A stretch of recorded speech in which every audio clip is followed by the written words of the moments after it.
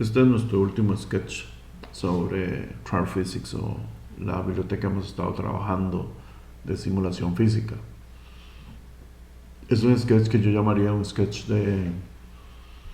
de inspiración o exhibición, que he hecho solo para aumentar las posibilidades de opciones dentro de las ideas que puedan tener ustedes para sus cosas y sus proyectos. Como siempre vamos a empezar con la demostración. Como tenemos, es también una red de partículas, en este caso es circular. Es una red de alfileres parecidas a los sketches de alfileres que hicimos en videos anteriores. Y también hay una atracción, en este caso en el centro, pero cuando muevo el mouse, esa atracción va hacia el mouse.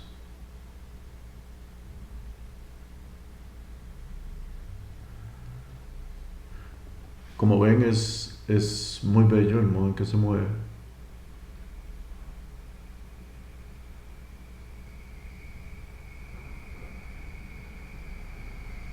Y en realidad es una variación muy simple, ¿no?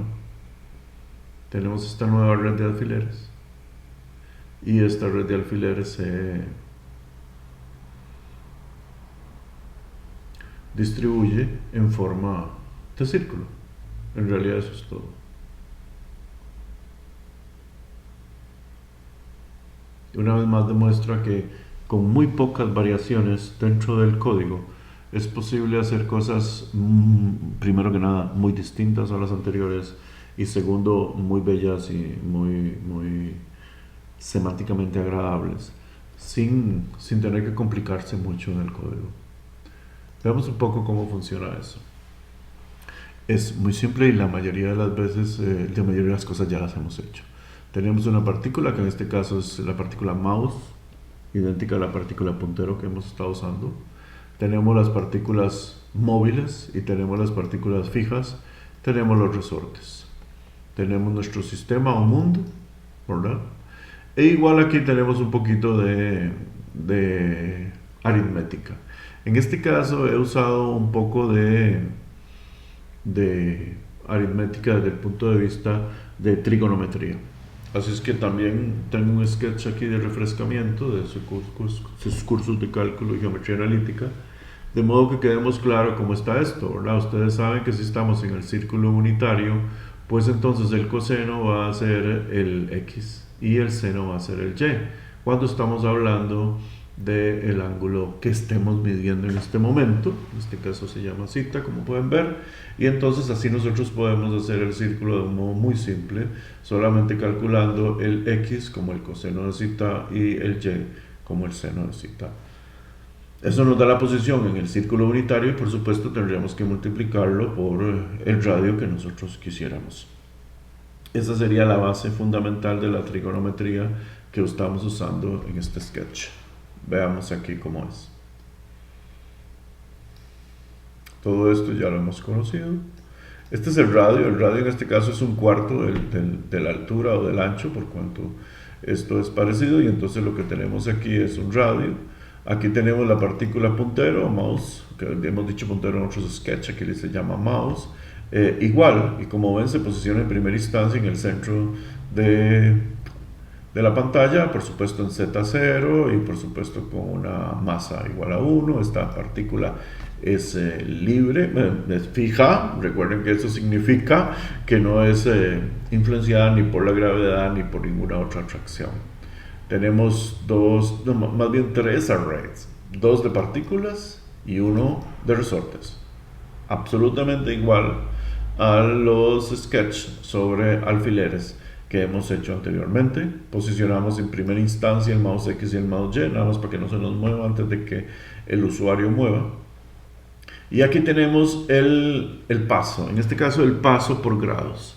Tenemos la vuelta completa. Recuerden que Processing funciona en radians, así es que la vuelta completa son 2pi por la cantidad de nodos, que es la cantidad de alfileres. Como ven, todas las variables usan la cantidad de nodos. En este caso estamos usando una cantidad de nodos igual a 200, como ven aquí.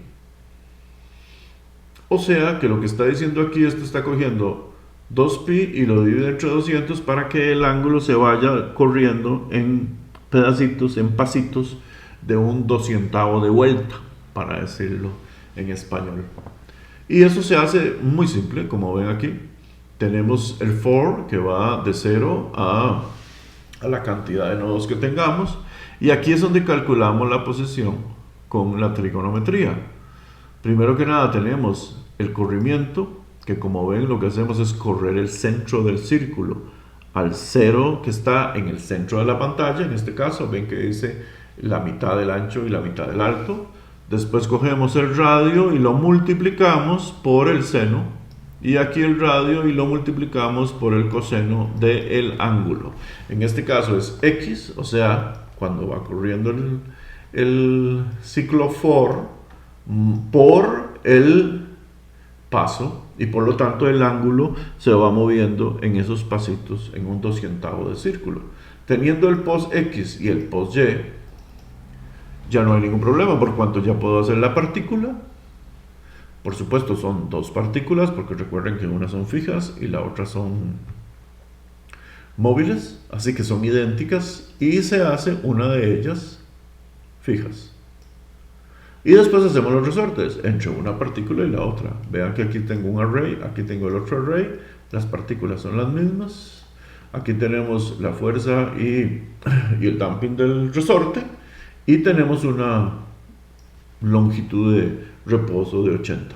Pueden variar esas dimensiones para que vean qué pasa. Y aquí lo que hacemos es hacer la atracción. Todas estarán atraídas a la partícula mouse. Estas son las dos partículas. Esta es la cantidad de la atracción y esta es la distancia mínima. Así, con esta simpleza, se genera el sistema, que es prácticamente dos círculos de partículas, uno fijo, otro no fijo, y después de eso los resortes entre ellas. Eso es todo. Vamos acá, en el draw, y ¿qué hacemos aquí? Dibujar. ¿Cómo dibujamos esto? Pues lo primero es que hacemos el tick. Esa parte ya la hemos visto. Posicionamos la partícula mouse en la posición del mouse. Y aquí, cuando vamos a hacer, en este caso, las partículas, como ustedes ven, lo que hacemos es preguntarle a todas las partículas su posición en X, su posición en Y, dibujar la elipse. Nada más que eso.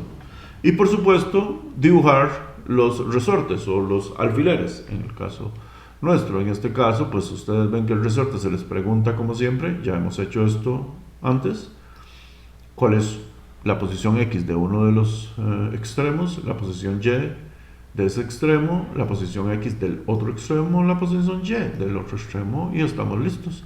Se hace una línea. Este sería entonces seguro el color de la línea, que es ese celestito que tenemos allá, y este es el color mostaza con el que se dibuja la elipse.